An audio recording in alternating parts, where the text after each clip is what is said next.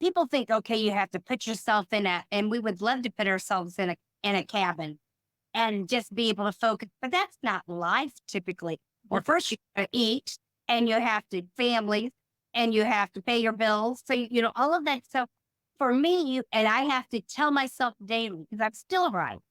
Um, one page a day. If you can do one page a day, you have a novel every year. That's excellent. Welcome to the Persistence U podcast with Lisbeth. That's you as in university, but we're really much more of a community here. Your host is Lisbeth Meredith. She's an author, speaker, and online teacher. Each week, she'll be delivering amazing stories from survivors and thrivers, all threaded together with a dose of persistence. We're so glad you're listening.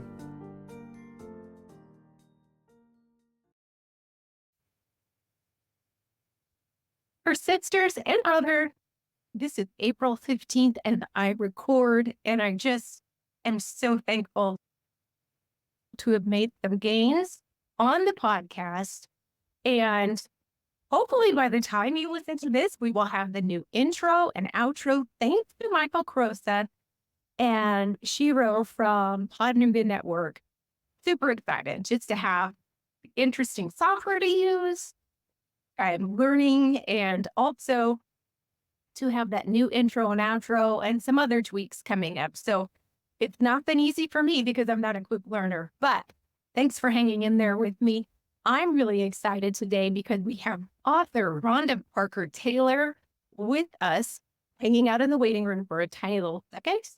And she's an American writer, an entrepreneur, and an academic researcher who wrote the book Crossroads, a suspense novel released last year, and it is endorsed by Muriel Hemingway. Anyway, Rhonda is going to tell us her story today, but she seems like a lot of fun, and I'm looking forward to it.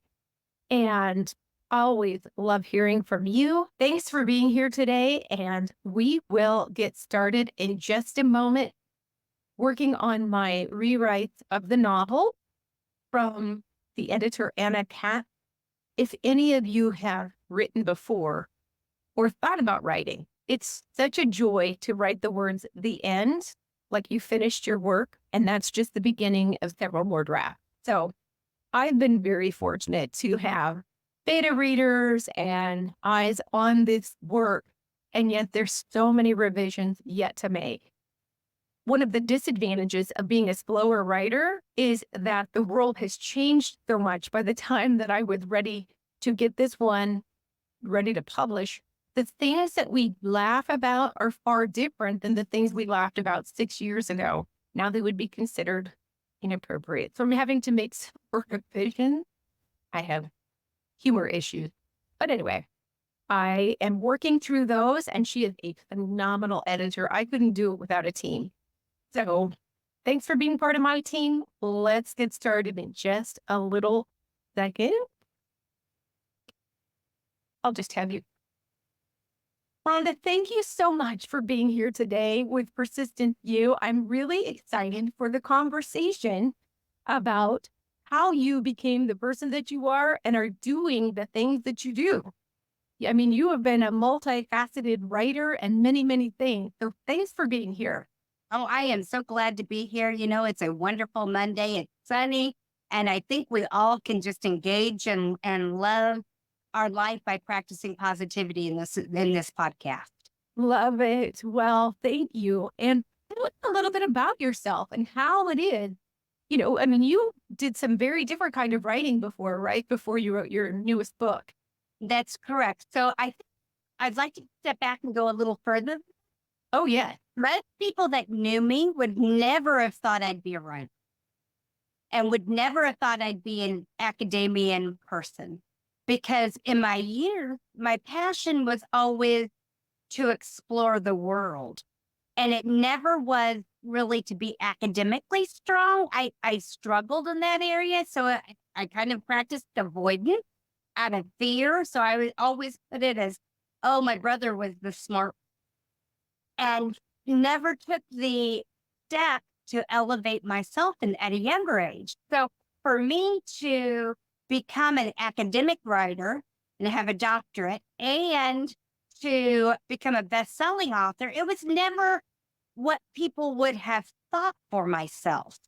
Although deep down I knew I had something in me, I never really practiced it. Instead, what I would do is I would push others to be their best. And so I became a mentor, and that's where the academic really kind of became strong for me.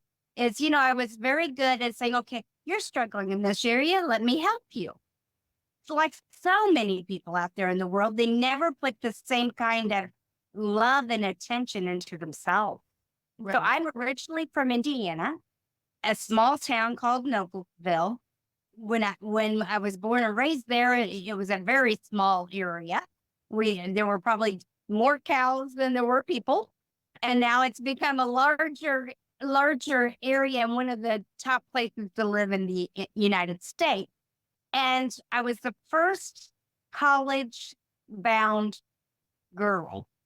My older brother went, but I was the first. And so navigating that was very difficult. I had nothing to draw upon. And of course, drop you off at the dorm and parents go on back to work. So it was a different world back then that people would not recognize today. Young people would be like, what? right, exactly. So I had to learn to navigate, which probably is part of the reason I would say that resilience is so important to me, because all of a sudden I was playing bumper cars with the world. Right. Because I came from a small community. I went to a high school that only had 50 in my graduating class. And then all of a sudden I picked a school just outside of Dallas in the Fort Worth area. And I dropped down in the center of single capital of the world. And, and I had to learn to navigate. And I had to learn what the tapestry of the real world really was like. And you did it. Yes, I did. And I can successfully tell everybody out there in the world that no matter what your passion is and no matter what life brings you, you can accomplish it and you can be successful at it. I've had to make different turns, different points in my life. But, I've learned that as long as I put preparation into the scenario and then look for the opportunities, preparation and opportunities means a lot. And so even in the worst case scenarios, you can still come out right. I love that. Did you go straight from your bachelor's degree to a graduate program and beyond, or was there life in between? Well, there was life in between, but I was more like a butterfly. I was always going. And I was going from, and my dad would be so frustrated. He's like, you just hop from flower to flower and you won't stay focused, but I was still moving forward. And my first thought is I was going to be in fashion, maybe buying. So that's still a business world. So then I took that 2-year degree and brought it into a 4-year degree and then, a master's and then a doctorate. But I realized that I wasn't as skilled in the hard aspects of business, in the hard skills like accounting and finance. And, I was more soft skill oriented. I was more people oriented. So I learned then that I had to kind of, okay, let's reevaluate and say, okay, where are your strengths? And I think that if I could tell anybody anything when I'm mentoring them is, where are your strengths and are you aware of them even? Right. Because so many times we look at those hard skills and we think, oh, I need to be a finance advisor. I need to be, accounting or manufacturing, engineering, these real hard skills. And that may not be who you are, So you have to know who you are. And some of those soft skills will carry you anyway if you were working in a different kind of job. I mean, that's one of the most important things is the ability to connect and relate. And, those are really important skills. So that's good. Knowing your strengths, good. And then moving forward. What was your writing path like? I mean, did you become a technical writer or what's your writing situation? So it started in the academic process. Okay. And I had a wonderful partner. His name was Joe. And we seemed like almost every class we ended up taking together. And he would see, but he was in San Francisco. I was in Indiana. And so we kind of navigated making sure our paths stayed together. So we started doing academic conferences and started doing research together and started writing papers and presenting them in these conferences. And our first big like break academically was we decided we wanted to, and we didn't really even know what we were doing back then either. It was like, okay, we're going to do this and we're going to present it. And it went very, very well. We decided to test domestic and multinational leaders on the EQI, which is the emotional intelligence test. And we got approval to do that. And we ended up coming up with a finding that kind of opened up the door, and we got to present it to the UN Global Compact Committee at Case Western.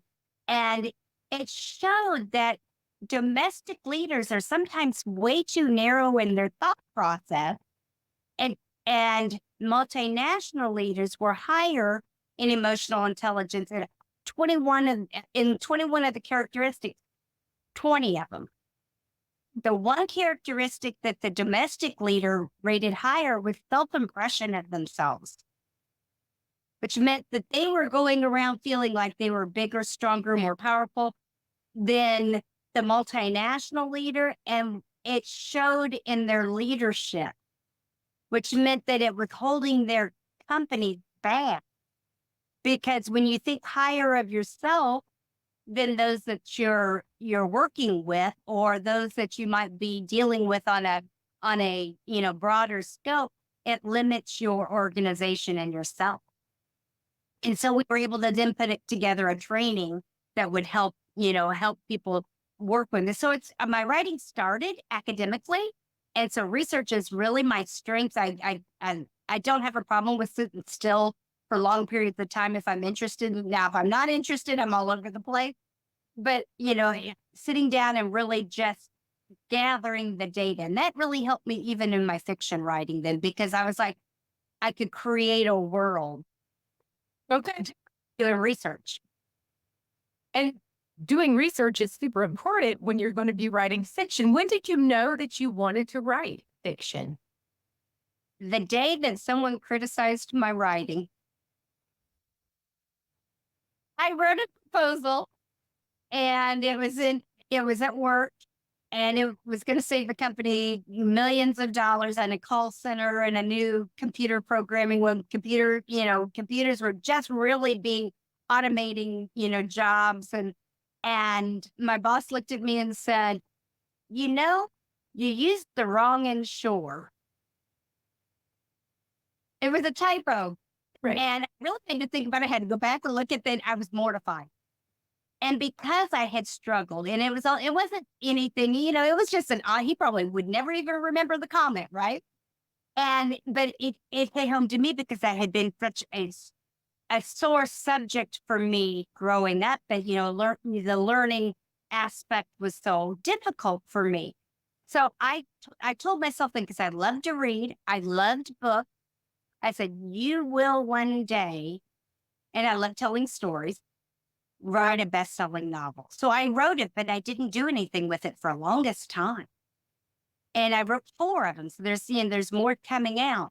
And it was more about me and creating something that I could be proud of and knowing that I could do it than it was at the time. I may have said I wanted to be a best-selling author, but if you talk to anybody that knew when I was going through the publishing process, I thought I just wanted to do it. Right. I want to be able to say I did it. Doesn't matter what the sales are. Doesn't matter. I want to prove to myself that I've taken every one of my weaknesses and I've addressed them. And, miraculously that worked. And I think that's where people don't understand. You don't ever writing will always be one of those things that I have to continually work at. My close friends will know that my text might have 4 typos in it. I don't see them until after I've sent it. It's part of my learning issues. It's like To me, it looked perfect until I sent it. And then it's like all of a sudden you see all the typos.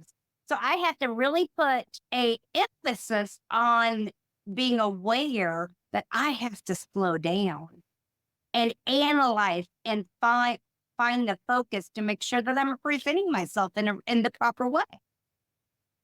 That's good information for people to realize, like, people don't just emerge as great writers. You just start and have the commitment and keep doing it and revising and improving and embracing feedback. And then you have something. But what a validating experience. Well, and people think, okay, you have to put yourself and we would love to put ourselves in a cabin and just be able to focus, but that's not life typically. Well, first you got to eat, and you have to families, and you have to pay your bills. So all of that. So for me, and I have to tell myself daily, because I'm still right. 1 page a day. If you can do 1 page a day, you have a novel every year. That's excellent. Right. You probably have a novel that needs to be shaved down somewhat. It's that many pages at the end of a year. So excellent. But by the time you do the editing and everything, you can, but you 1 page a day and you have it done in a year. Baby steps. I like it. Baby steps. And for some people, like I know when my kids were growing up, I had a job, another part-time job, their sports, single parents. So my writing would be a paragraph or a few sentences sometimes, nothing for many days, then again. But that's okay too, as long as you keep moving forward with what you have and you enjoy it. That's important. Yes, So was it enjoyable when you published, and what year was it? So I published 2023, so it's just recent. And yes, I did. At first, like I said, I just wanted to get it published. And then it became an adventure. And I would tell people, when you're going through a process of changing where you are and just be flexible and see where the world takes you. So the publisher that I went with was called Meinster Media.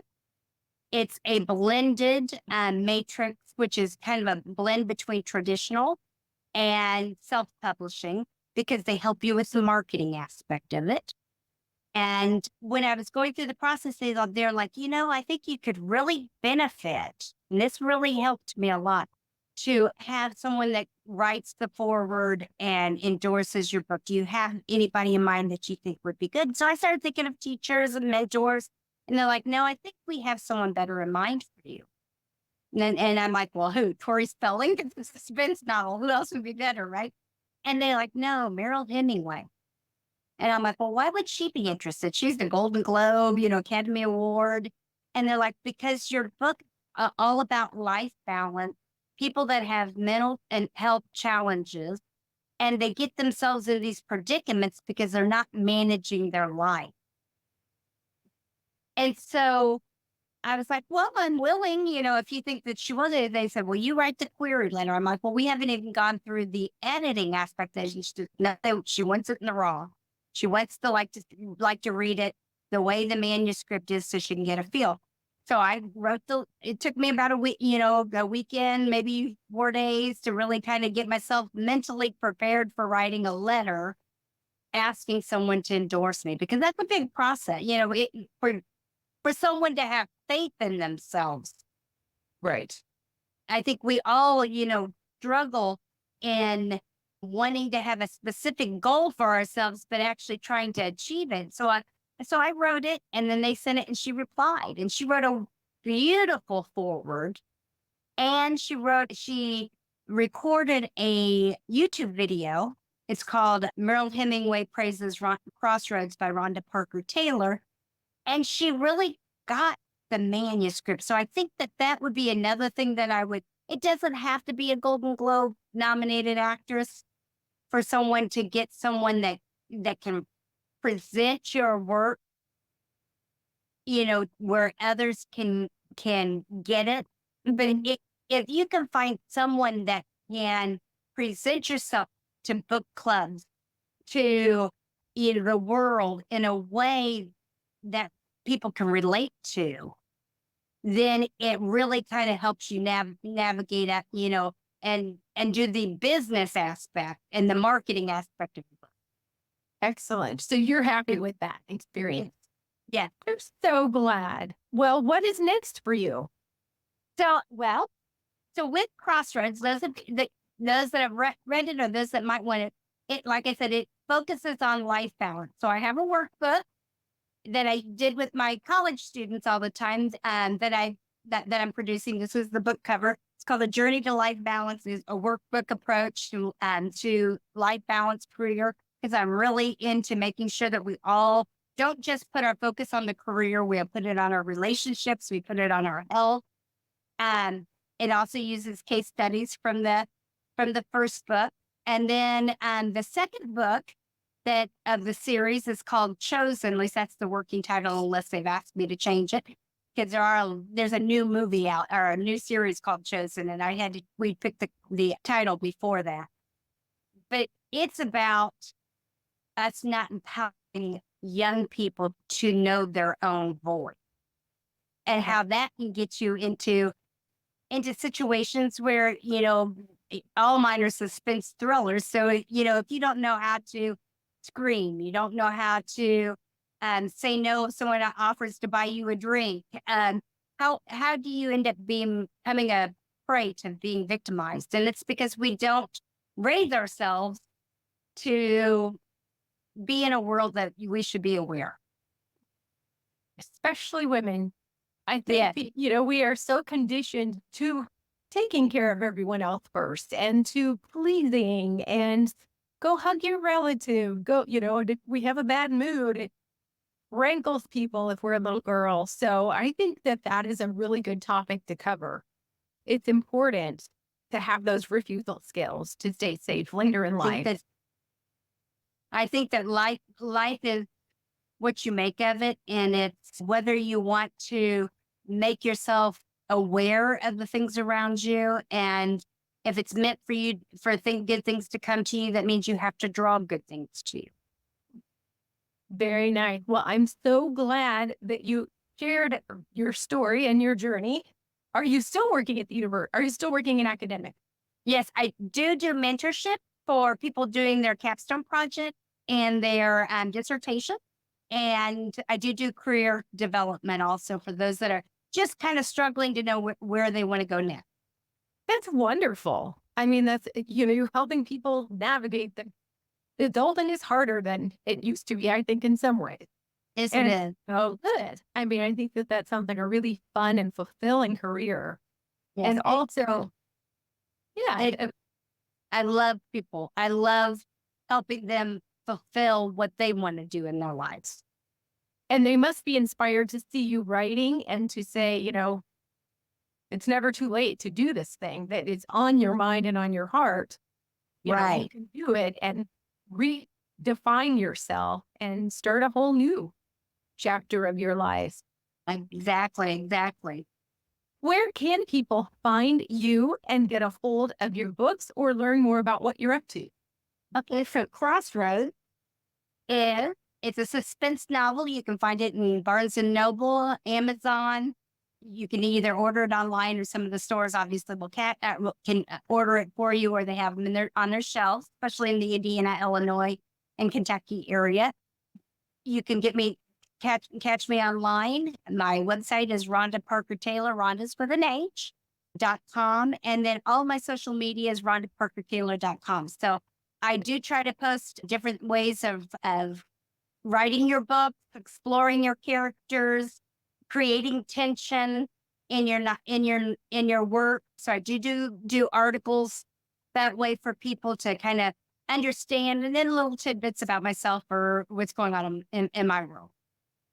When you look back at yourself as a young person, not thinking of yourself as competent and capable as maybe your brother is, I mean, what would you tell a young woman today who was struggling with those feelings of, I'm not going to be able to be at whatever it is that they wanted to be?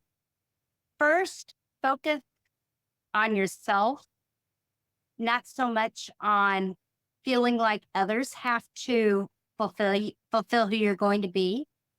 And second, if it's meant to be, it's up to me. So many times we try to partner, whether it be in our personal lives or our professional lives, with others, thinking that we can't do it. And I'm not saying you don't need a team.